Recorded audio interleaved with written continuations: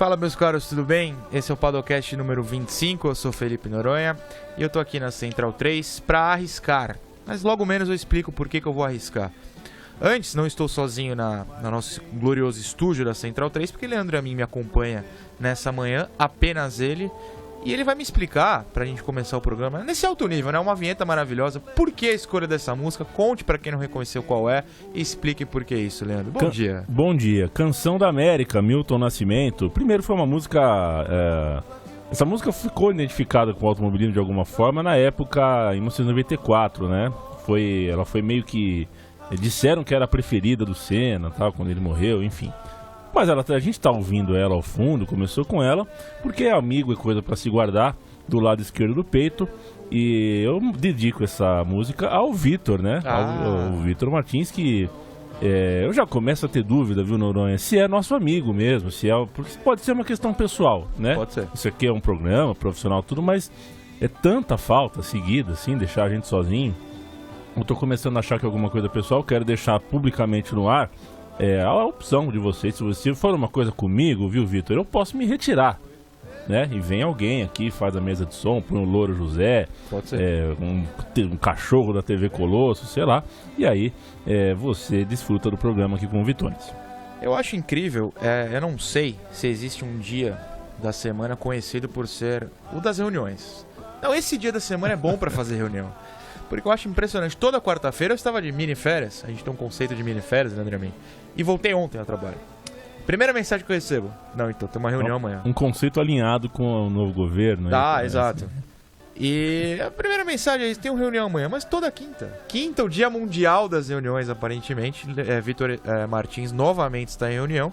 Não está ouvindo, e por isso que eu posso falar mal. Espero que ele não ouça depois do programa. Se ouvir, o problema é seu, amigo. Você não veio novamente, é lamentável. Mas quem veio, Leandro Amin? Quem veio é Pedro Henrique Marum. Pedro Henrique Marum, diretamente do Rio de Janeiro, não vai nos abandonar. Muito bom dia, meu cara. A pessoa mais animada que costuma comparecer a este programa. Bom dia, Noronha. Bom dia a mim. Jamais abandonaria. Não é do meu feitio abandonar o barco dessa forma. E estamos aqui para falar na próxima hora bastante sobre assuntos variados relacionados à eletricidade e outras coisas, porque gostamos sempre de falar outras coisas. Falar outras coisas é muito bom, muito bom, porque esse Padocast é assunto liberado, né? Eu gosto de retornar àquela história mas podcast no Brasil não tem roteiro. Não tem roteiro mesmo, a gente vai falar do que a gente quiser, do jeito que a gente quiser. Se der errado, bom, o problema é nosso. Pois bem, como o Pedro Henrique Marum adiantou, falaremos de eletricidade, carros elétricos, Fórmula E, a categoria que foi encerrada a sua 5ª temporada no último domingo, com o título, o bicampeonato de Eric Vergne. Meu sotaque francês não é tão bom, mas vocês sabem quem é, vocês falem do jeito que quiser. Nomes, Leandro Amin, é curioso, né? A gente fala, não, mas o nome em russo tem que falar do jeito russo. Tem que falar do jeito russo ou eu falo do jeito que quiser? Olha, eu apresento aqui o meu time de botão, junto com o Paulo Júnior, e... Eu ouço. Chegou em determinado momento que a gente abandonou o rigor, né? Sim. Porque a gente fala de times do mundo inteiro. A gente vai gravar hoje, por exemplo, sobre a Costa do Marfim. Você acha que a gente vai falar corretamente o jogador? Não vai dar pra falar. Gostei. Então, ou a gente assume a Luciano do Valice, né? E começa a falar do jeito que lê, ou a gente assume um rigor que talvez a gente não consiga cumprir lá na frente, na hora de um russo, na hora de tudo mais. Um coreano acha que os nomes brasileiros são muito parecidos ou não é? Muito provavelmente, não só os nomes, Sim, né? Com as pessoas também. As pessoas também. Tudo branco. Tudo branco, feio, com cara de bobo, esse é o Brasil. Mas tudo bem, vamos lá. Eu falei que a gente ia arriscar no programa de hoje, porque assim, a gente precisa assumir, por mais que a gente goste, que a Fórmula E ainda não é a categoria de maior sucesso do mundo. Apesar dos seus dirigentes, equipes, pilotos, até bancarem o contrário, ou pelo menos que vai brigar com a Fórmula 1 um dia, que é o futuro do automobilismo, do esporte a motor, agora tem a Moto E também, e tá tudo bem isso. Mas a gente vai arriscar nessa ideia, pelo menos por uma edição, falaremos dela. Se você é fã, você vai se divertir com as diversas temáticas, como o Pedro Henrique Marum já adiantou. E se não, eu recomendo muito que dê uma chance, porque a gente vai ter disputa, vai ter polêmica, vai falar de malandragem, vai falar do barulho, que não tem muito na Fórmula E, mas aqui, se a gente tiver uma discussão ficar quente, vai ter barulho sim. E, assim, a gente tem uma tradição no Padocast, que é disputar algumas copinhas do mundo. E eu acho que com a semana do encerramento da 5ª temporada, a gente já pode eleger sim, para começar o programa, esse primeiro bloco do programa 25, quem é o melhor piloto da história da Fórmula E nessas 5 temporadas, 5 anos de disputa. Pedro Henrique Marum, está preparado? Você sabe quais são as regras da nossa Copa aqui? Pode repassar as regras. Vou passar as regras. Geralmente, eu elejo, por total vontade própria, 16 nomes. Eu fui pesquisar para ter certeza se valia a pena colocar 16 nomes na Fórmula E e julguei que não. Então coloquei 12. Dentre esses 12 nomes, temos um mata-mata entre 8. E os 4 caras que já foram campeões já passam direto para a próxima fase. Então teremos 4 confrontos, passam 4, eles encaram os outros 4 e aí começam as quartas de final de forma normal para a gente descobrir quem é o melhor. Como o Vitor Martins geralmente tem um voto e não está aqui, eu vou deixar o senhor, Pedro Henrique Marum, decidir completamente. Você vai dar o histórico, vai falar porque um é melhor que o outro. Se eu discordar muito, a gente briga. Se não, o voto é todo seu. Fechado? Por mim tá ótimo. Adoro ser um déspota eleitoral. Gosto assim, tempo. Combina com o Brasil, né? Por que não? Eu sorteei os nomes num site de fato de sorteio. Eu não inventei os confrontos, eu gosto de sorteá-los. E eu não vou adiantar os nomes, eu vou direto para os confrontos para surpreender a todos, inclusive Pedro Henrique Marum. E o primeiro confronto é Félix Rosenqvist contra Nico Prost. Rosenqvist, que tem como destaque 3 vitórias, foi 2 vezes top 10 em 2 temporadas, as únicas 2 que ele disputou na Fórmula E. Nico Prost, que me surpreendeu muito, porque eu não lembrava, ele tem 3 vitórias na Fórmula E, 3 top 10 em temporadas e foi terceiro colocado uma vez. Bizarro, Pedro Henrique Marum. Eu não lembrava do Prost fazer algo decente na Fórmula E.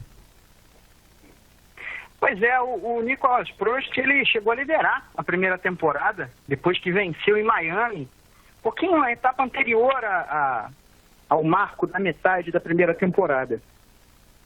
E se assanhou ali de alguma forma, andou rápido, especialmente naquele primeiro ano, depois da bobagem que ele fez na primeira corrida do campeonato, quando ele liderava, mas na última volta o Nick Heidfeld inapelavelmente fazia a ultrapassagem no fim. E aí ele causou aquele acidente que marcou a primeira corrida da história da Fórmula E, uma capotagem do Heidfeld, os dois abandonaram, de graça ganhou aquela corrida.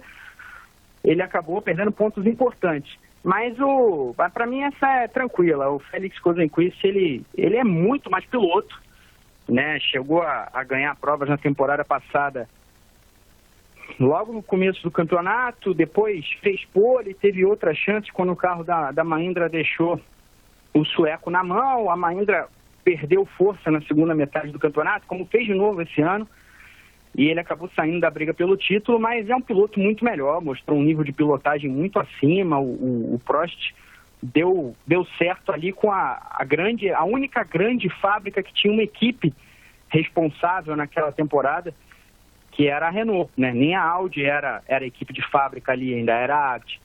Então o Prost se beneficiou muito disso no começo e depois caiu por terra. O Rosenqvist não, piloto muito melhor, muito mais habilidoso, com muitos mais predicados. Para contextualizar, já que o Rosenqvist passou de fase, a gente vai falar dele, o Nico Prost abandona a nossa competição, mas o ano de destaque que o Pedro Henrique Marum estava citando foi entre 2015 e 2016, né? Para quem não sabe, a Fórmula E é dividida em 2 anos, assim, começa geralmente em dezembro de um ano, vai até o meio, julho do próximo. O Prost, naquele ano de 2015 e 2016, ele teve um terceiro lugar, 2 vitórias em Londres, né, na rodada final, já não tinha chance de título, mas teve um terceiro lugar, 2 quartos lugares, 2 quintos lugares, uma temporada me parece muito decente, no ano que o Buemi ganhou, Sebastian Buemi, com de graça e vice. Mas não deixou saudades, né?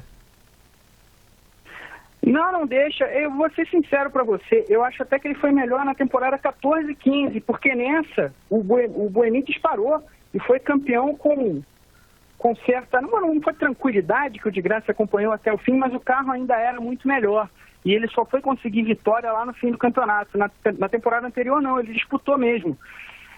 E depois disso, depois desses 2 anos aí, ficou na cara que não dava para acompanhar. Não deixa nenhuma saudade, é um piloto que, se a gente chamar de medíocre, ele tem que agradecer, porque ele está abaixo disso, é um cara fraco. Cuidado com o uso da palavra medíocre, porque essa semana tivemos mais um exemplo de pessoa que falou que algo era medíocre. Para quem não sabe, o Miller, esse jogador, na Gazeta falou que o CSA era medíocre, não sei o que, claramente de forma pejorativa, e depois usou aquela desculpa, né? Não, medíocre quer dizer médio. A gente sabe que no vocabulário real não quer dizer. Eu já usei essa carta para fugir de uma... Não, todo mundo exagero, usa, né? A gente só tem que ter a cara de pau. Você dá aquela exagerada e você vai pela semântica. Miller, que jamais será convidado ao Padocast, pois não entende nem de futebol, imagina de esporte a motor. O Prost, inclusive, em 2014 e 15, ganhou em Miami, quando os Estados Unidos teve 2 provas, teve em Long Beach também, foi segundo em Buenos Aires. De fato, foi um ano que ele teve mais disputa. A disputa, ele foi sexto, foi bem mais apertada do que mesmo ele estando em terceiro no ano seguinte. Mas muito bem, vamos pro confronto, o próximo, o segundo, e o sorteio indicou um favorito do povo e um meh. Antônio Félix da Costa, nosso Portuga, contra Jérôme D'Ambrosio. Ou o senhor pode escolher o sotaque, Marum, que entende mais do que eu, à vontade, o belga. Qual é o seu voto? Contextualize essa disputa, por favor. Essa disputa é boa, hein? Essa disputa é cascuda. É engraçado. Eu vou adiantar meu voto. Eu voto no Antônio Félix da Costa e num caminho que eu vou respeitar nessa Copa, que é o do piloto, como eu falei, do Rosenqvist, com mais predicados. Agora, os resultados dele já não são tão diferentes, né? O D'Ambrosio está na categoria desde o começo também, os dois estão, mas o D'Ambrosio teve uma Dragon muito competitiva no primeiro e no segundo campeonato. O da Costa, apesar de ter ganho uma prova em Buenos Aires, uma prova muito estranha, que 3 líderes abandonaram a disputa, né? O Buemi teve uma quebra de suspensão depois que atacou uma zebra e o carro quebrou, caiu na mão do de Graça, ele também teve uma quebra de suspensão, e no fim o Nick Heidfeld teve uma punição ali a 3 ou 4 voltas do fim, que acabou tirando a briga deles e colocando nas mãos do piloto português. Mas ele era piloto de uma Aguri muito fraca, a Aguri que depois foi vendida e virou o que hoje é a DS Techeetah do Jean-Éric Vergne. Mas é um piloto muito melhor. O D'Ambrosio entrega alguns resultados, entrega pontos, conseguiu uma vitória nessa temporada, e eu digo isso até comentando que a temporada do Da Costa foi abaixo do que se esperava dele, a temporada da BMW foi abaixo do que se esperava dela, ou BMW, como o ouvinte preferir, mas eu fico com o português. Se eu pudesse montar meu time, eu montaria com o Antônio Félix da Costa, com poucas dúvidas.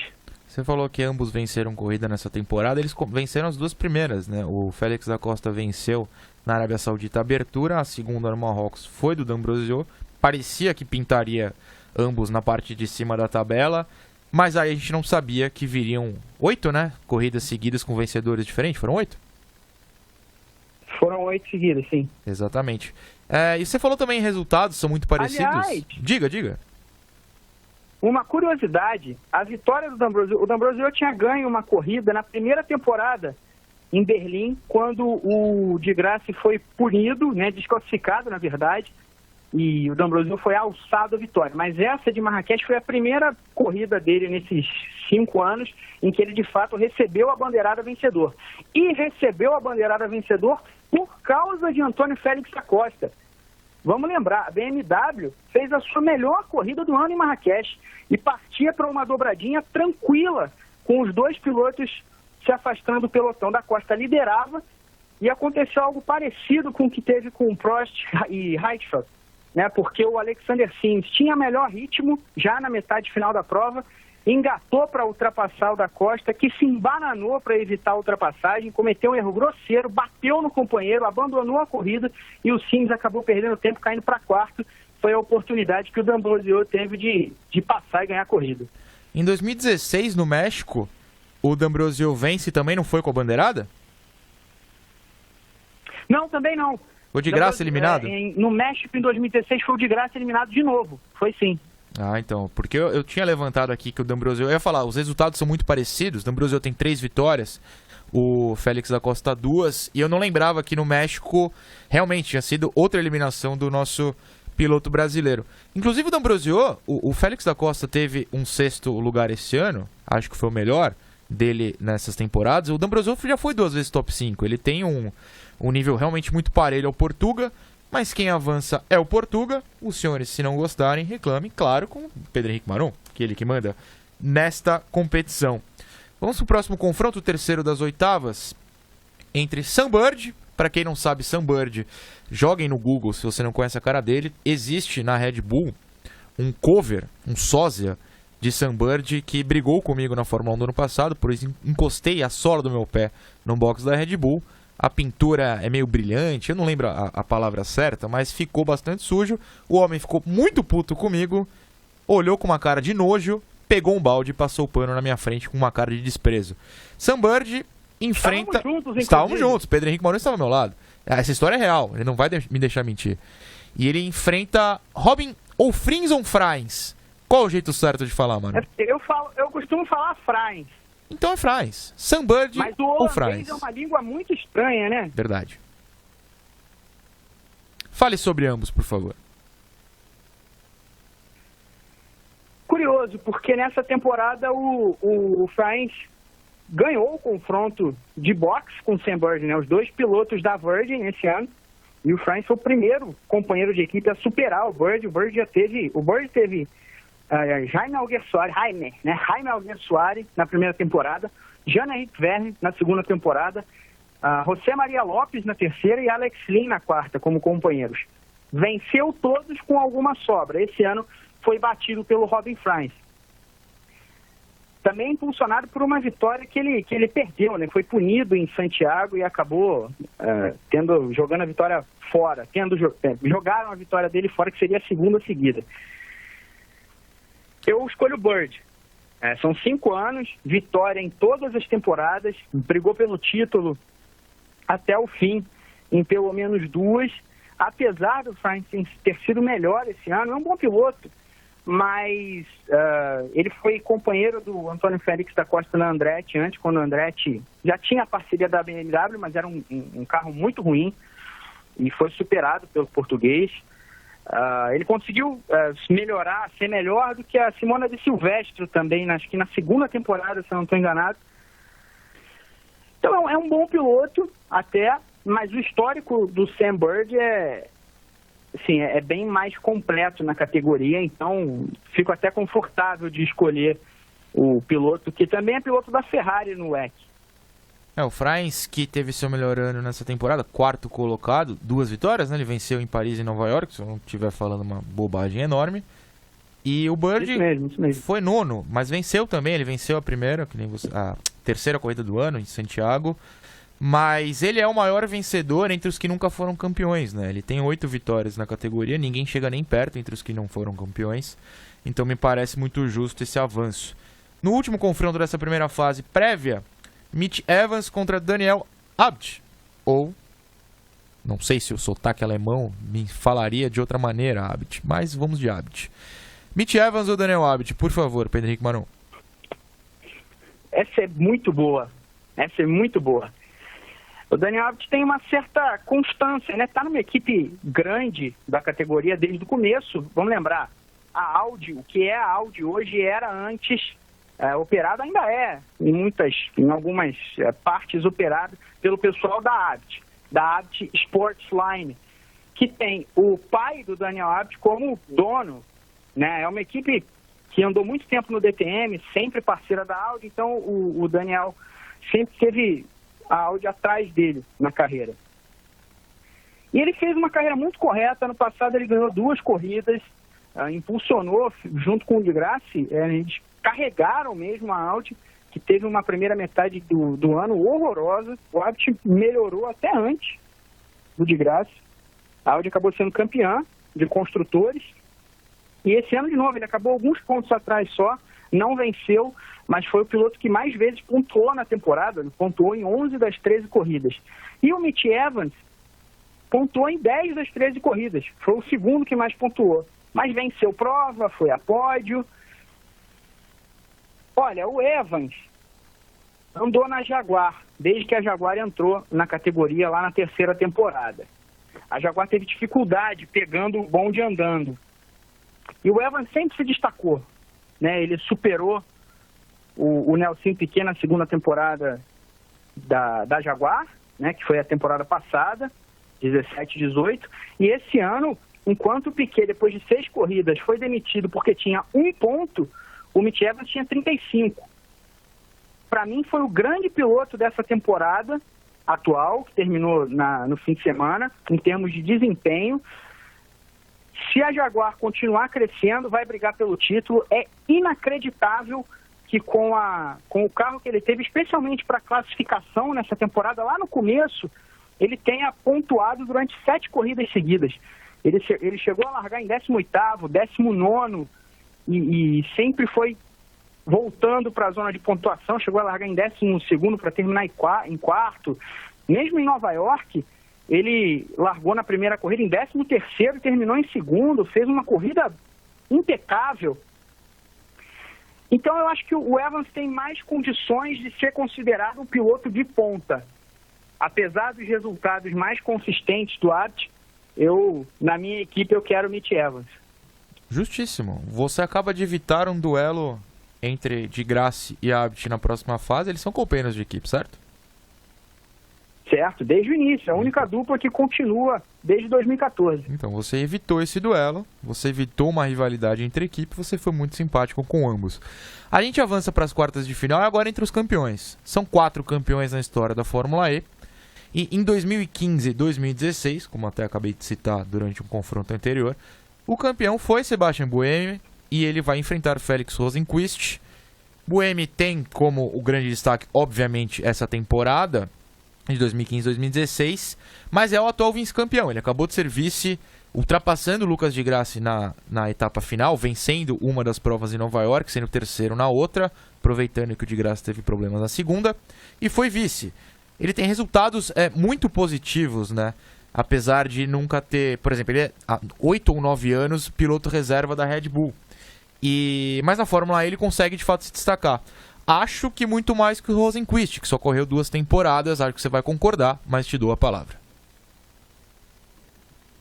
Não dá para ignorar as estatísticas, né, do Buemi na Fórmula E. São 13 vitórias, é o piloto que mais venceu corridas na categoria, são 25 pódios, são 14 poles, é campeão, é o cara que ganhou 6 corridas seguidas numa temporada em que ele não foi o campeão, foi muito mal na decisão e também ficou de fora de uma etapa por causa de uma etapa do WEC, num conflito. É o Buemi. Não tem como não escolher. Não tem como não escolher o Buemi, apesar de... É o maior vencedor, apesar de não ter ganho corridas numa temporada. É verdade que lá no começo ele teve o melhor carro disponível durante, especialmente, os 3 primeiros anos. Mas ele aproveitou esse carro, né? Aproveitou, tirou muito do que dava desse carro. E eu acho o Buemi um piloto realmente de ponta do mundo. A máquina de moer pilotos que é a Red Bull, né, o mecanismo da Red Bull, de jovens pilotos, a academia, e a própria Fórmula 1, que esse é um assunto que acho que a gente discute pouco até. A Fórmula 1 não se interessa em lapidar talentos, não se interessa, ela sempre quer talentos imediatos. O Buemi podia ser lapidado por mais um tempo, daria um piloto, para mim, do nível como é, por exemplo, o Sérgio Pérez, um bom piloto, e não acho que foi mal na Fórmula 1, acho que foi bem, mostrou um bom nível de pilotagem na maior parte do tempo, é campeão mundial de endurance no WEC, não só agora que a Toyota tem o único carro na disputa, mas foi lá atrás, quando a Toyota tinha um orçamento bem menor do que a Audi e Porsche. Eu acho um excelente piloto, muito errático em alguns pontos, mas excelente piloto. Eu escolheria o Buemi. Só contextualizando, em 2017, o Buemi ganhou 6 das 8 primeiras corridas e mesmo assim acabou vice do Lucas de Grassi, o único de Grassi campeão, porque ele não correu em Nova York. E era uma rodada dupla para piorar a situação do suíço. Ele passa de fase. O próximo confronto, então, tem o Antônio Félix da Costa, que avançou na primeira fase, contra o atual campeão, ou melhor, atual bicampeão, que é o Vergne. E a gente vai falar da polêmica que ele passou na última etapa mais tarde no programa, mas eu não sei se isso influencia essa disputa. Eu acho que é uma vitória óbvia. Mas o que ele fez, e eu peço que você conte, depois a gente vai debater mais, foi muito bizarro. Mas ele acabou com o título. Qual é o seu voto? E lembre aos ouvintes o que Vergne fez no rádio em Nova York. Vamos lembrar, o Vergne fez algo muito pouco inteligente, além de desleal, né? logo na largada da primeira corrida da rodada dupla em Nova York, que decidiu a temporada, ele saía do meio do pelotão e atrás dele teve uma confusão. A confusão envolveu o companheiro de equipe dele, o André Lotterer, que acertou uma pancada no Pechito Lopes, piloto da Dragon. O Pechito rodou e tentou recuperar o carro da forma desastrada, como ele quase sempre age, e acertou o Lotterer de volta. Mas essa confusão acabou causando que o Tom Dillman, que vinha atrás deles, Tom Dillman, aliás, o único piloto que correu a temporada inteira esse ano e não marcou nenhum ponto. Grande ano. O Dillman acertou a roda traseira esquerda do Vergne e obrigou o Vergne, com um furo de pneu, a ir para os boxes. Pois bem, o Lotterer, depois de tomar a pancada, continuou na corrida por mais 2 ou 3 voltas. O Vergne foi para os boxes, voltou e passou por ali e viu que tinha uma quebra na asa dianteira do Lotterer. Existiu um dano severo que causou o abandono dele alguns minutos depois. No rádio da DS Techeetah, o Vergne fez o claro pedido para que o Lotterer parasse o carro na pista, causasse um safety car e assim juntasse o pelotão. Claro, porque ele se aproximaria dos rivais e poderia tentar uma recuperação, porque Lucas de Graça e Mitch Evans, que eram rivais diretos mais próximos pelo título, estavam subindo na corrida e o Buemi, que ia encostando nele, ainda tinha chance de título, era o líder. Ele fez esse pedido 2 vezes no rádio da DS Techeetah, o engenheiro absolutamente ignorou e no final, vendo que tinha sido ignorado, ele pergunta ainda para o engenheiro: vocês estão me ouvindo? Você confirma que está me ouvindo? O engenheiro fala sim, foi a única coisa que foi dita. A equipe não pediu que o Lotterer parasse na pista, não passou esse recado. O Lotterer não parou na pista, causando um safety car, né? Ele, na terceira ou na quarta volta, ele entregou o carro nos boxes, abandonou a corrida estacionando o carro. A corrida até teve um safety car depois, causado pelo Alex Lynn, piloto da Jaguar, que vinha em segundo lugar, brigando pela vitória. Teve uma quebra no motor, acabou parando na pista, mas não teve nada a ver com o pedido do Vergne. De qualquer forma, esse pedido foi feito no rádio aberto. Quem tem o aplicativo da Fórmula E acompanha, gente normal, fã, público, acompanha a corrida, pôde ouvir isso sendo distribuído. A FIA, obviamente, ouviu, foi um pedido claro, não existiu nenhum tipo de codificação, e o Vergne foi punido de forma muito, muito branda, com 1 dia de serviços comunitários pelo que fez. Com isso dito, no confronto entre Vergne e da Costa, é Vergne, né? Bicampeão, apesar de, claro, isso vai ficar guardadinho ali na pasta do Vergne, no histórico da carreira dele inteira, e especialmente na Fórmula E. Mas é um piloto muito bom, um piloto que, talvez mais do que qualquer outro, o nível de maturidade do Vergne, o nível de crescimento, seja visível dentro da categoria, não só na carreira, mas dentro da categoria. O Vergne chega na Fórmula E durante a primeira temporada, na etapa de Punta del Este. Até estávamos lá, o Grande Prêmio, estávamos lá, Vitor Martins, Evelyn Guimarães e eu. Vitor Martins foi a algum lugar? Foi com a gente a Punta del Este, passamos 5 dias lá. Leandro Amin, o cara vai até Punta del Este, mas não vem até Augusta. Deve ter uma linha de metrô que deixa em Punta del Este na porta do estúdio. A gente não tem ainda aqui uma linha. Impressionante. Continue, Marão, perdão. Indignado. Pergunta do Vitor Martins da bebida que ele se empanturrou nos bares e restaurantes de Punta del Este. Camarada é um pinguço inveterado. Isso, porém verdade. Bom, o Vergne chegou ali, então, contratado pela Andretti. Não houve ninguém deixou claro se era um contrato de uma corrida, de 3 corridas ou até o fim da temporada. Mas a expectativa naquele momento, ele tinha acabado de ser demitido do Toro Rosso. Quando a Fórmula E começa em agosto de 2014, o Vergne está no meio da disputa da Fórmula 1. Ele tinha uma disputa direta com o Daniel Ricciardo na Toro Rosso. Apesar dele ter sido melhor que o Ricciardo na temporada 2013, é o Ricciardo o piloto promovido para a Red Bull no ano seguinte no lugar do Marco Webber. O Vergne fica na Toro Rosso, mas com a clara sensação de que o bonde passou. E ele teve o Daniil Kvyat como companheiro em 2014. Que dupla. O Kvyat fez 8 pontos, o Vergne fez 22, quase o triplo. E mesmo assim, quando o Vettel anuncia em outubro de 2014 a ida para a Ferrari no ano seguinte, a Red Bull promove o Kvyat e não o Vergne. O Vergne é demitido, sai da categoria, meio sem saber para onde sem saber o que fazer, para onde ir, ele assina com o Andretti. No primeiro momento, a expectativa era de que aquilo era uma ponte para ele andar com o Andretti na Indy. Foi até uma pergunta que nós fizemos a ele, eu especificamente fiz a ele na coletiva, na primeira coletiva dele na Fórmula E. Eles negaram, deixaram ele de lado, o Michael Andretti também, sempre acompanhando a Fórmula E naquele início, deixou a possibilidade no ar, enfim.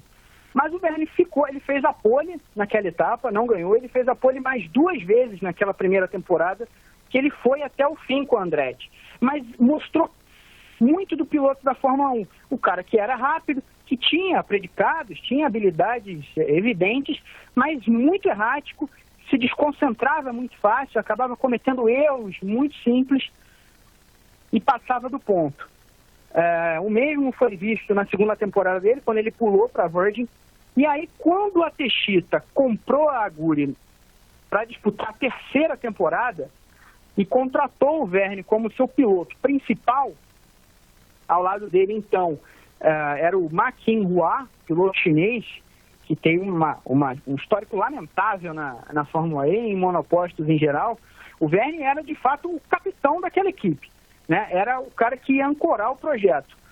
E a gente viu um outro piloto. Naquele primeiro ano, ele andou muito rápido, mas a Techeetah, com um carro ainda muito novo, entrando na categoria, embora com motor Renault, quebrava muito, tinha muito problema de confiabilidade e tal, e ele acabou não brigando pelo título, mas tinha um dos 3 carros mais rápidos do grid, sem dúvida. E aí, quando a Techeetah cresceu, de fato, no ano passado, ele controlou o campeonato a partir do momento que deu ali, mais ou menos perto da metade, e nesse ano que a Techeetah virou a equipe oficial da DS, que é um braço do grupo Peugeot Citroën, marca francesa, ele controlou de novo o campeonato a partir do momento em que o carro deu essas condições. É muito bom piloto, é outro desses caras como o Buemi que a Fórmula 1 moiu, mas tem muitas condições de guiar qualquer tipo de carro no mundo. Ele avança para a semifinal, vai enfrentar a Buemi, inclusive citado por Maron na comparação, vai ser um duelo interessante. E a gente avança assim para a penúltima quarta de final, que tem o nosso querido Nelsinho Piquet. Ele pode não gostar do Grande Prêmio? Pode não gostar.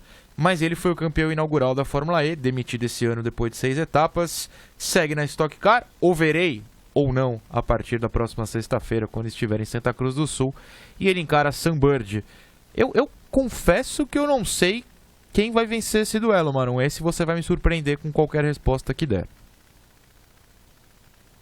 Sunbird. Estou surpreso. Explique. O Nelson Piquet fez uma temporada fenomenal em 2014-15. Fenomenal mesmo, porque ele era de uma equipe de baixo orçamento, né, que era a China Racing, que era uma equipe com um histórico duvidoso de resultados, já tinha passado por categorias satélite, pela GP2, enfim, nunca feito grande coisa. E depois de algumas etapas ali, onde ele conseguiu beliscar pontos, foi ao pódio em Punta, depois venceu em Long Beach, na comemoração dos 35 anos, se não estou enganado, da primeira vitória do pai dele na Fórmula 1 no mesmo lugar, na mesma cidade, foi legal aquilo.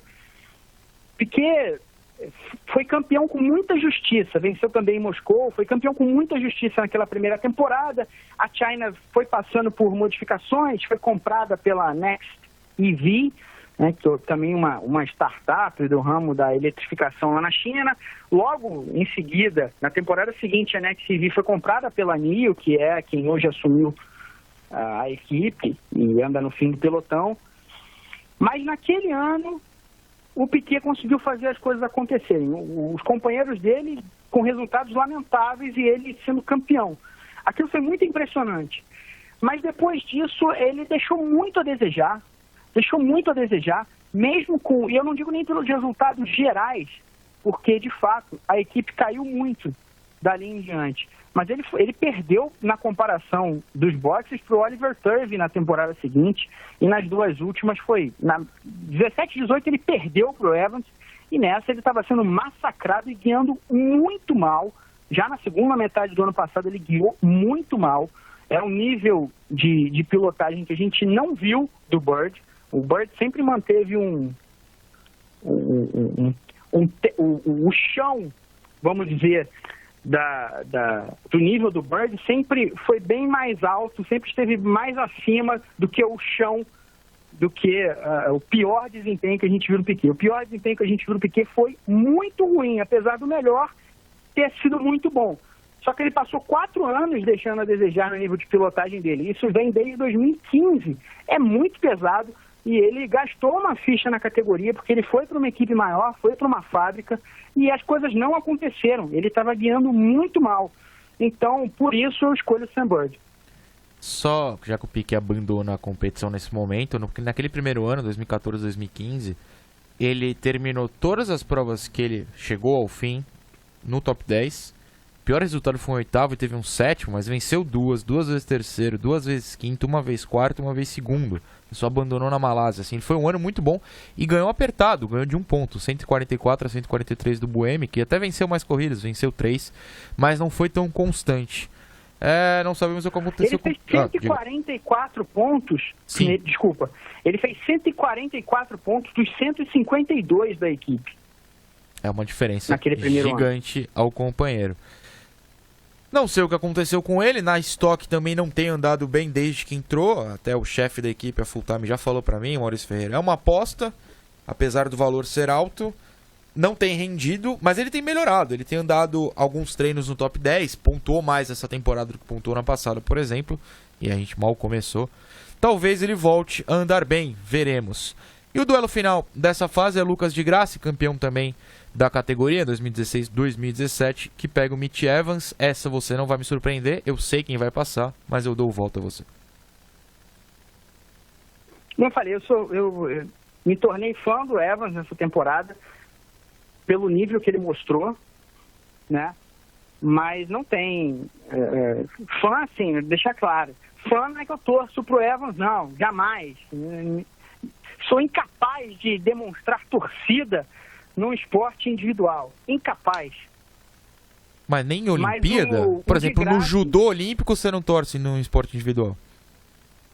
Não, aí sim. Ah, obrigado. Mas aí é diferente, né? Claro, se você tem simpatia por uma pessoa ou outra, mas você não tem aquela... Não é a sua pessoa. Sabe como você tem o seu time? Não é a mesma coisa. Bom, pelo menos pra mim sempre foi assim. Eu acompanho a Fórmula 1 desde 3 anos de idade e nunca tive uma torcida por alguém. Aceito, avançamos para a semifinal. De graça, ele tá na próxima fase, a gente já explica toda a carreira dele na Fórmula E logo menos. Mas antes vamos para Buemi e Vergne, a primeira semifinal. Falamos bastante dos dois, me parece um duelo apertado. Vote e justifique quem vai para a final, por favor. Essa é boa. São 2 pilotos de altíssimo nível. Nem eu tenho uma resposta pronta para essa. Aí você me complica. Mas eu vou de Sebastian Buemi. Ou seja, o atual bicampeão sai da competição. Sai da competição com méritos, mas eu acho o Buemi mais piloto. Eu acho o Buemi melhor. Se eu pudesse montar uma equipe, eu escolheria o Buemi. É uma comparação aí do piloto com mais vitórias contra o piloto com mais títulos, né? E eu reconheço todos os méritos do Vergne, como eu falei, fiz elogios aqui, mas eu acho o Buemi melhor. Acho ele melhor piloto, acho ele mais rápido, quando ele tem um carro mais dominante, ele domina mais. Os dois têm alguns problemas muito parecidos, talvez frutos da linha de mercado, linha de montagem da academia da Red Bull, né? Perdem a concentração com certa facilidade, são erráticos, mas eu acho o Buemi mais piloto, é quem eu gostaria de ter no meu time. E não à toa, a Red Bull ficou com o Buemi para ser piloto de testes mesmo depois que ele foi sacado da Fórmula 1, e o Vergne não, o Vergne foi demitido. Muito triste. Eu fico sempre triste quando alguém é demitido. Não sou a favor de demissões. A outra semifinal, Sam Bird, o único aqui que nunca foi campeão, enfrenta Lucas de Grassi. Esse, olha, pelo que você tem falado durante o programa, eu não sei qual será seu voto. Qual será, Pedro Henrique Maron? Lucas de Grassi. Por quê? De Grassi venceu a primeira corrida da história da categoria. Esses são os únicos dois pilotos que ganharam corridas nas 5 temporadas da Fórmula E, né? São os caras que conseguem manter essa consistência. Mas o de Grassi tem além dos resultados mais agudos, né? Vence mais corridas, chega em mais pódios. Também tem na maior parte do tempo, pelo menos, teve um carro melhor. Mas respondeu a isso na pista, com um nível de ultrapassagem, com menos erros, com habilidade para se entender com os diferentes traçados. É um piloto mais técnico, é um cara que é mais cerebral, até no estilo de pilotagem, e consegue ser mais rápido também, grande parte das vezes. É melhor piloto também. O de Grassi é melhor piloto que o Bird. O Bird é muito bom piloto, mas o de Grassi é melhor. É melhor, é mais completo, chega a limites mais altos, o teto dele é mais alto, e tem resultados mais agudos. Eu acho que, assim, nem me sinto tão desconfortável com essa eliminatória. Então, a decisão é Buemi e de Grassi. Lembrando que, por exemplo, na Fórmula 1, Lewis Hamilton foi eleito o melhor de todos os tempos pelos nossos comentaristas. Na MotoGP, Valentino Rossi foi eleito. E na Indy, quem foi eleito na Indy? Eu esqueci quem foi eleito na Indy, Pedro Henrique Maron. Minha memória é péssima. Acontece. Mas aqui será Buemi ou de Grassi. Quem foi? Foi o Dixon? Acho que foi. Pode ter sido, pode ter sido. Se eu não sei, o que eu posso recomendar ao ouvinte? Que busque na Central 3 ou nos nossos links, Spotify e tudo mais. Faça o download ou ouça no nosso player a Copa da Indy.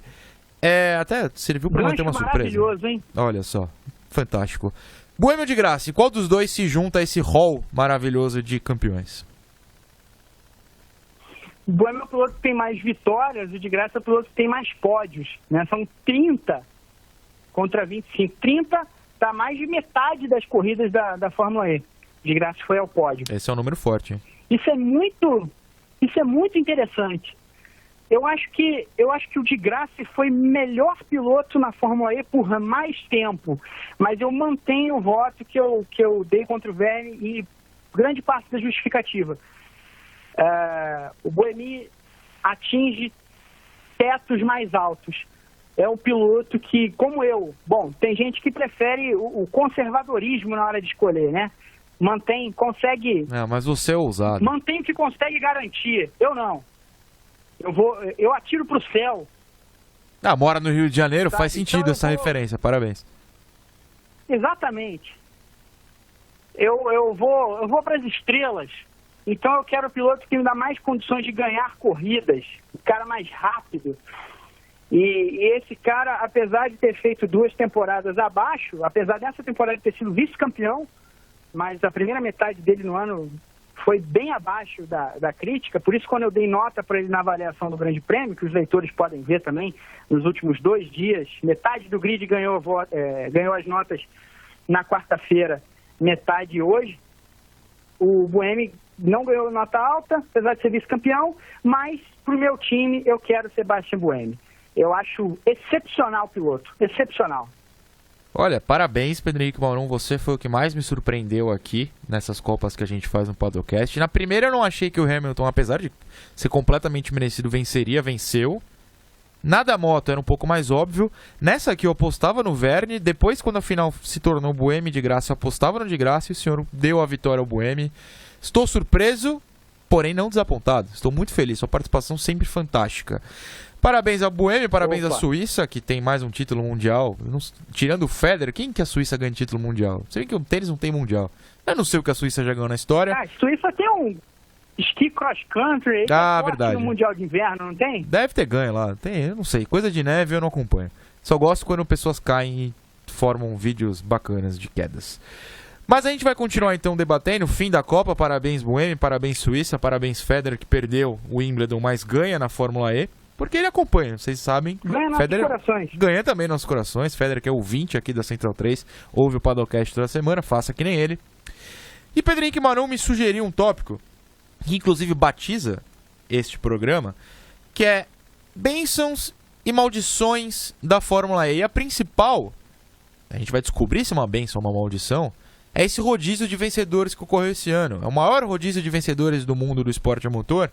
Tivemos quantos vencedores esse ano, Marum? Foram 8, é isso? 9 vencedores. 9 vencedores. É muita coisa. Teve 14º colocado da temporada, Eduardo Mortara vencendo. 11º, D'Ambrosio. Sam Bird, apenas o 9º. O vencedor, o campeão Verne, venceu só 3 corridas. É uma bênção ou é uma maldição? Eu vou dizer que eu assisti o Paddock GP na terça-feira e vi o pessoal comentando sobre esse rodízio, achando que demonstra algo negativo, que... Mas o pessoal do Enfim, Paddock, formato de Marum, eles são classificação. muito negativos. Aqui a gente é otimista, alegre e feliz. Não, assim, falando sério, eu me sinto muito confortável para fazer qualquer tipo de elogio ou análise que não seja crítica necessariamente da Fórmula E, porque, como todos nós acompanhamos aí nas redes sociais recentemente, tem a galera que é fã da Fórmula E que gostaria de me ver fora da cobertura do Grande Prêmio, inclusive diz isso nominalmente. Você tem Porque eu haters. faço muitas críticas. Eu tenho haters, por incrível que pareça. Uma pessoa Um tão sorriso amável, desse exato, incrível. É incrível. E críticas até dos pilotos, que a gente só critica e tal. Então eu faço muitas críticas à Fórmula E. Quando eu chego na hora de eu ir contra, de ser contrário a algumas dessas críticas, eu me sinto confortável por causa disso. Porque acho que o pessoal sabe que eu não passo pano, não tem essa comigo.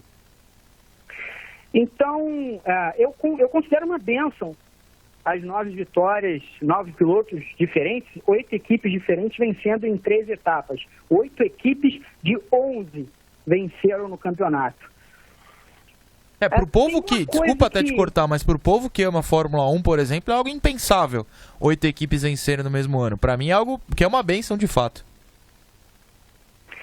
Mas assim, é o ponto que eu quero chegar. Para a Fórmula 1, talvez seja mesmo péssimo. A Fórmula 1, como gosta de se dizer, o pináculo do esporte a motor, né, o ápice, o que de maior tem, ela tem como premissa o ápice total de tudo. E quando eu falo tudo, eu não falo só o piloto e o nível de pilotagem, mas a equipe, os mecânicos, como o cara que desenvolve o pneu trabalha, como o cara que desenvolve o motor trabalha, como o cara que desenvolve o parafuso que prende a asa dianteira trabalha, tudo isso em volta. Né? Então, a Fórmula 1 ela é muito mais um esporte onde o domínio ele é necessário. Se não o domínio de uma só equipe ou um só piloto, de 2 equipes ou de 3 equipes, de uma parte pequena do grid com relação ao todo.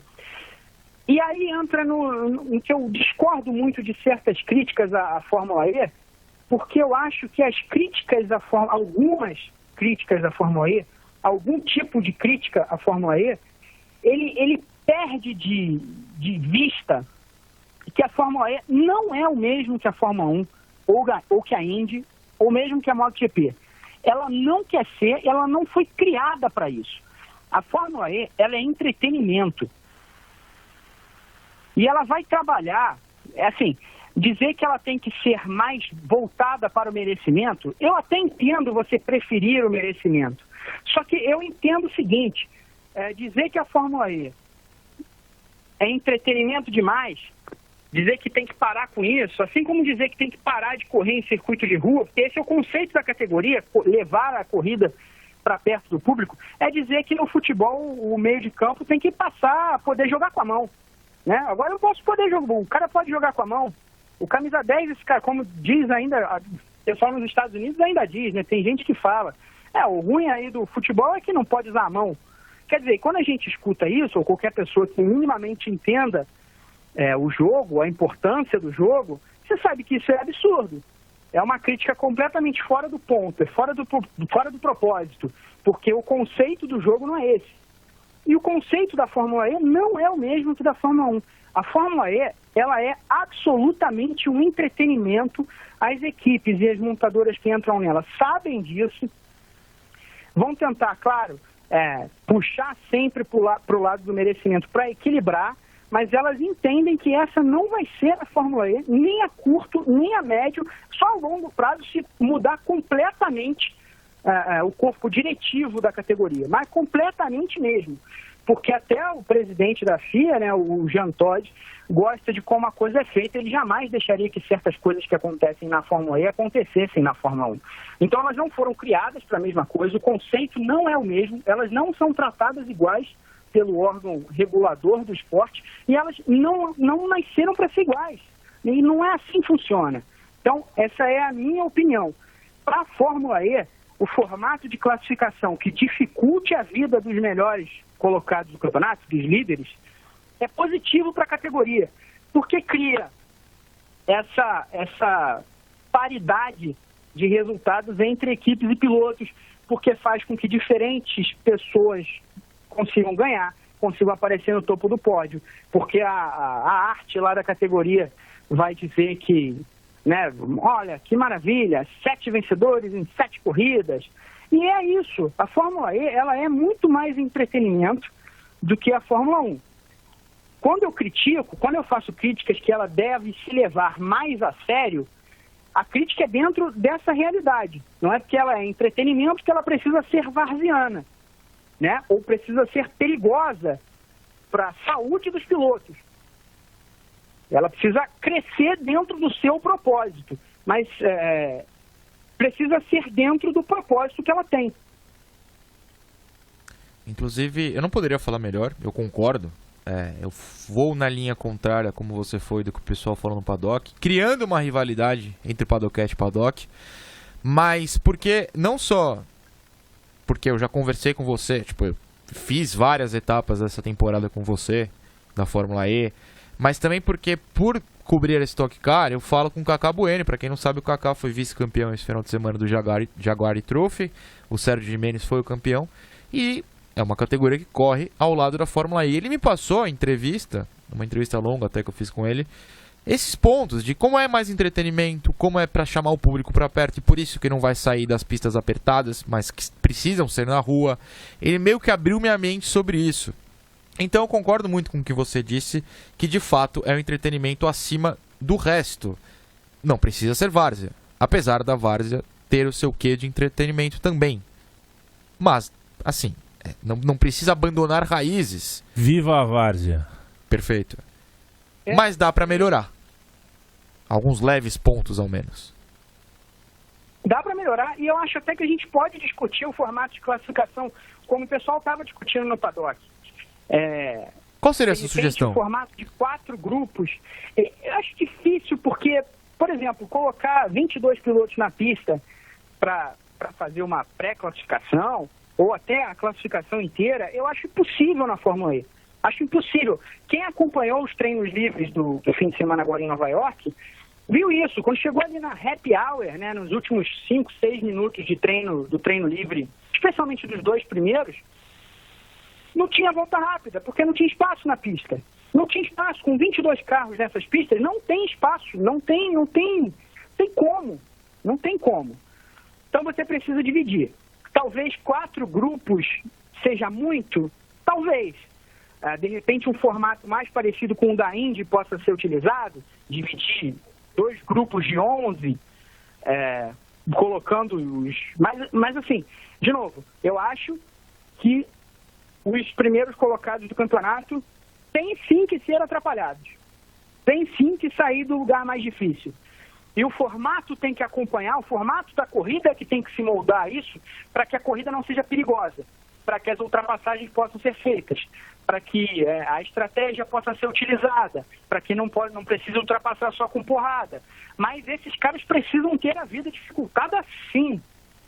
Eu vejo assim. Então, ainda se você dividir em 2 grupos de 11, que separe pela classificação do campeonato, da forma como é agora. Vai diminuir a desvantagem desses caras, porque grande parte dos pilotos que vão pegar a pista mais limpa são os dos piores carros, né? Então são 5 ou 6 caras ali que dificilmente vão conseguir competir, dificilmente vão aproveitar a pista melhor, e você não tira também nessa etapa, por exemplo, de Nova York, o Buemi levou a melhor na primeira classificação, porque saiu do segundo grupo. Eu particularmente gosto do modo bom, tá na frente, larga mais pra trás, dê chances ao restante. Não precisa ser o famoso grid invertido, como acontece em diversas categorias que fazem rodada dupla, mas eu defendo sim esse meio de classificação em que quem tá na frente provavelmente vai largar bastante atrás de quem tá atrás. E se não largar, é porque fez algo muito bem feito na classificação. Quando a conversa é boa, Marum, e o senhor eu admiro por isso, o programa passa rápido. E a gente está estourando o tempo, mas eu não quero deixar de falar, porque eu prometi, inclusive, durante o programa, a gente falar da questão da malandragem do Verne, da questão do que... Informação, Leandro Amin. Ele caiu, hein? A informação é essa. Pedro Henrique Marum caiu. Caiu. Pedro Henrique Marum caiu. Tentaremos reconectar. Que o contrato dele é 1 hora, né? É 1 hora. Deu meio-dia, ele desligou o telefone. Me abandonou. A gente pode tentar reconectar rapidinho? Tamo Só queria encerrar. Se não, eu encerro por conta própria. Eu não tenho problema com isso. Já pintou, hein? Já pintou? Voltou? Tô de volta. O campeão voltou. Desculpa, eu vinha dizendo... Não, imagina. Acho que caiu. Caiu. Com certeza. Não, eu te cortei, mentira. Eu vinha falando que eu prometi... Quando o papo é bom e o senhor é muito bom nisso, o tempo passa e estoura o tempo. O tempo tem um limite, né? A Terra, por exemplo, vai acabar um dia. Mas aqui eu vou abrir uns 5 minutinhos, o Leandro Amin vai me desculpar, porque eu prometi que a gente ia falar dessa questão do Verne, e o Marum já explicou tudo o que ele fez em Nova York na última etapa, no último final de semana. Mas a gente pode abrir um pouco para outras categorias, até para o esporte em geral, dessa malandragem, mas dentro das regras. Até que ponto o Verne fez algo ilegal? Eu não vejo como ilegal. Imoral? Talvez. Eu queria a sua opinião rapidamente então sobre isso para a gente encerrar o nosso programa de número 25. Em 2017, quando saiu a notícia da Gabriela Moreira de que o Renato Gaúcho, a mando do Renato Portaluppi, né, Renato Gaúcho, o Grêmio estava espionando os adversários, o Botafogo ali, especialmente na Libertadores, aquilo primeiro me causou uma sensação de escândalo. Falei, cara, isso é um absurdo completo, isso aqui é para eliminar o Grêmio da Libertadores. Foi minha primeira sensação. Dramático. E aí eu descobri, de forma surpreendente para mim, que isso não é ilegal. É possível fazer. Como o Marcelo Bielsa fez na última temporada, causou uma polêmica, ele recebeu uma multa, admitiu que fez lá na segunda divisão inglesa pelo Leeds, especialmente contra o Derby County, então treinado pelo Frank Lampard. É imoral. Assim, é imoral. Mas não é ilegal. Claro, não é ilegal porque a punição dura não foi concretizada. Agora, é nesse ponto que eu digo que a Fórmula E e a FIA, por tabela, né, porque é quem oficializa as punições, ela deveria levar mais a sério. A Fórmula E deveria se levar mais a sério. Porque o que o Verne fez não foi ilegal, porque não se concretizou, né? Ele não, a ordem que ele deu para a equipe não foi passada para o companheiro e o companheiro não a fez. Mas é muito perigoso, porque se ele fizesse, qual seria a punição? Qual seria o ritmo da coisa? Né? Seria tratado como foi tratado o Singapura Gate de 2008, com o Nelson Piquet, o Alonso, na época. Bom, só para lembrar, para quem, se alguém não lembra, o que eu duvido, o Alonso até hoje diz que não sabia, que não tem nada a ver, não tem nenhuma prova de que ele tem a ver, não tem nenhuma comunicação com ele, mas a Renault deu a ordem para o Piquet bater de propósito, causar um safety car que ali beneficiaria o Alonso a ganhar a corrida no GP de Singapura. Foi o que aconteceu de fato, ele venceu a corrida, foi a primeira vitória dele naquela temporada, né? O Alonso vinha de 2 títulos na Renault e uma temporada cheia de briga na McLaren, acabou, o carro não era tão bom, enfim. O Vergne tentou fazer algo parecido com isso. Ele não conseguiu e, portanto, não foi visto como ilegal. A punição que ele recebeu foi comportamental, de um dia de serviços comunitários. E algo que foi pouco visto em geral, mas que me chamou muito a atenção.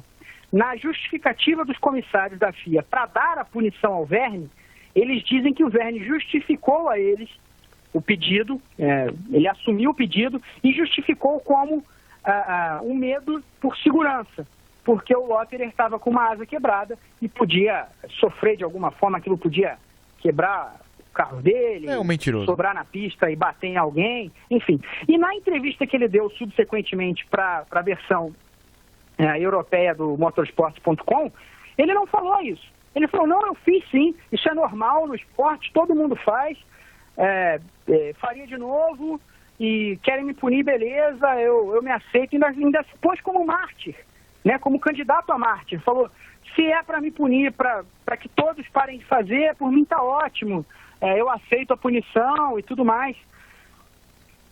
É de uma disfarçatez, assim, que ele abertamente deu uma justificativa pública diferente da que ele deu para os comissários da FIA, que se torna popular. Todo mundo sabe que a justificativa dos comissários da FIA se torna popular rapidamente, que faz até com que a gente acredite ou não duvide que ele, de fato, fez esse pedido sem tentar nem codificar, sem tentar nem enganar alguém. Só pediu para ser beneficiado. Isso, para mim, é muito grave. É uma tentativa de manipular a corrida, é uma tentativa de manipular o campeonato, porque era a decisão. E a falta de inteligência fica por conta dele ter entrado naquela etapa com uma vantagem de 32 pontos.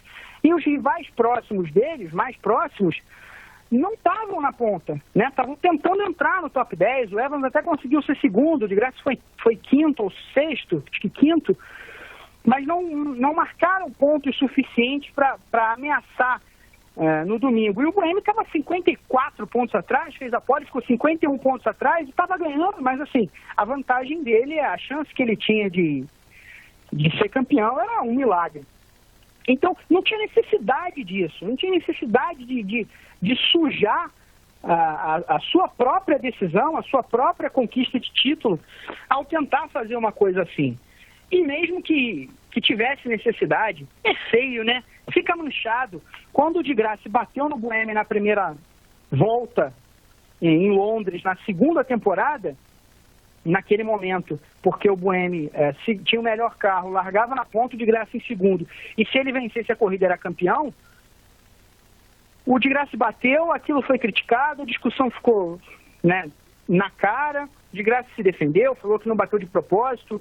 Tendo batido ou não batido de propósito, hoje, quando o de Graça falou que o que ele fez que o Vergne fez foi feio, o que o Vergne foi fazer nas redes sociais? Disse que feio é bater no companheiro deliberadamente para tentar ser campeão. Quer dizer, 3 anos passaram e as pessoas lembram, e as pessoas vão lembrar que o Vergne fez isso também, vão lembrar que ele tentou manipular o campeonato. Isso é muito feio, isso é muito feio. Vai ficar sempre guardado na pastinha dele, vai ser sempre lembrado quando ele fizer uma bobagem, ou comportamental ou na pista, e deveria ter sido punido com maior gravidade pela FIA e pela Fórmula E, que deveriam ter entendido isso como uma tentativa de manipular o campeonato. Não só uma tentativa desesperada, ou um erro, um ato de um bad boy. Não, ele tentou decidir o campeonato com um Singapura Gate, causando um safety car para se beneficiar. E isso é muito feio, ganhar um dia de serviço comunitário, sabe lá o que ele vai fazer? O Verstappen ganhou 2 dias de serviço comunitário por brigar com o Ocon, né, um empurrão ali no GP do Brasil. Eles encararam isso, a FIA encarou com mais gravidade. Para mim, nem se compara. O Verstappen teve um ato ali de cabeça quente, foi lá ser comissário um dia na própria Fórmula E em Marrakech, e o Vergne vai fazer, sei lá, ser comissário em algum outro lugar, participar de uma atividade para segurança no trânsito da FIA, vai picar papel em Paris, na sede da FIA, não sei lá que diabo que ele vai fazer, mas ele deveria, isso até poderia ter sido feito, mas deveria ter sido acompanhado de uma punição esportiva. Se não tirar o verme do campeonato, que aí eu acho que seria muito, talvez acima do tom para um cara que não é reincidente, ao menos até onde a gente sabe, né, na Fórmula E, deveria ter sido desclassificado da rodada dupla de Nova York, perdido esses 6 pontos que ele conquistou, ele ainda seria o campeão, mas deveria tomar um gancho para a próxima temporada também. A sugestão que eu dei quando escrevi no Grande Prêmio lá na análise na segunda-feira foi que ele ficasse banido das 3 primeiras corridas da próxima temporada. Ou, para que a equipe de repente não fosse punida, ele pudesse correr, marcar pontos para a equipe, mas que ele não pudesse marcar pontos no campeonato nas próximas 3 corridas, que são a rodada dupla da Arábia Saudita e uma etapa ainda não definida em dezembro. Então, que ele fosse entrar com 3 provas a menos na próxima temporada. Acho que, né, e com o perigo de, se reincidir, ser excluído de uma temporada completa, perder todos os pontos, enfim. A FIA não encarou isso com gravidade, a Fórmula E, o pessoal está fazendo piada, a Toro Rosso fez piada, o próprio Verne encarou com brincadeira. Eu achei de uma falta de noção de todos os envolvidos. Para mim é muito grave. Para mim é muito grave o que ele fez. Eu prometi barulho no começo do programa e Pedro Henrique Marum nos deu o barulho. Gostei das palavras fortes, corretíssimo. Para encerrar, Pedro Henrique Marum, você decide. Vitor Martins terá que pagar serviços comunitários por mais uma falta no Paddockcast ou não? Depende de qual chácara ou sítio ele alugar para aquela nossa festa do fim do ano. Se tiver campo de futebol, ele está liberado. Agora, se não tiver campo de futebol, vai ter que passar um dia inteiro picando papel na sede da Central 3. Vai picar papel na Central 3. Enquanto ele pica papel, eu vou embora. Marum, muito obrigado. Aos senhores que nos ouviram, muito obrigado. Leandro Amin, muito obrigado. Valeu demais. Vamos embora. Sobe o Milton.